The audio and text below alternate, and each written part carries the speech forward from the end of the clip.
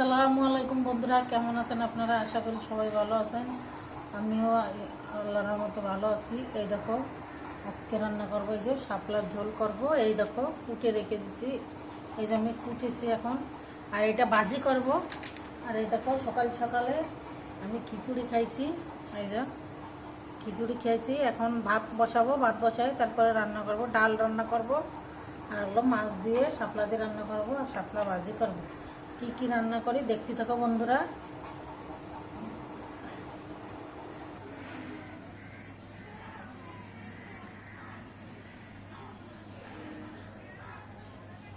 গরম হয়ে গেছে, মাছটা দিয়ে দিচ্ছি।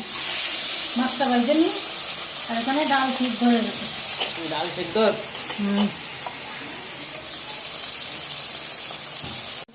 ভাজে নিচ্ছি মাছের জন্য। জিরা আর জিরা, কাইলা জিরা। তাই যে মাছটা ভাজে উঠে রেখেছি। আর এখানে ডাল ভাজে সিদ্ধ করেছি, সিদ্ধ করে পানি দিয়ে দিচ্ছি আর হলুদ লবণ দিয়ে। এই যে ডালটা রেখে দিচ্ছি, এটা ভর্তা খাবো। এবার আমি পানি দিয়ে দেবো।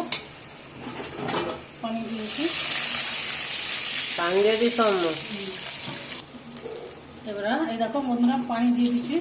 বেশি পানি দেবো না, অল্প পানি দেবো। ওই যে লবণ দিয়ে দিচ্ছি 1 চামচ। লবণ। আর ওই যে হলুদ দিয়ে দিচ্ছি 1 চামচ। 1 চামচ হলুদ দিয়ে দিস। এই যে কাঁচা জল দিয়ে দিচ্ছি। কাঁচা জলও দিয়ে দিস। এবার এই দেখো মাছটাও দিয়ে দিচ্ছি। জাল হোক, তারপর শাপলা দেবো। পেঁয়াজ রসুন আর এখানে জিরা দিয়ে দিস। এই দেখো শাপলা দিয়ে দিচ্ছি। শাপলা দিয়ে দিস। আমি শাপলাটা দিয়ে দিচ্ছে, মাংসাই নিয়ে পাইতাম।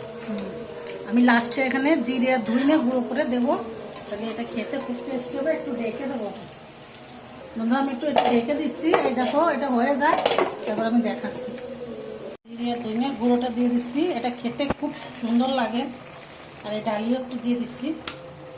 এই দেখো ডালও হয়ে গেছে।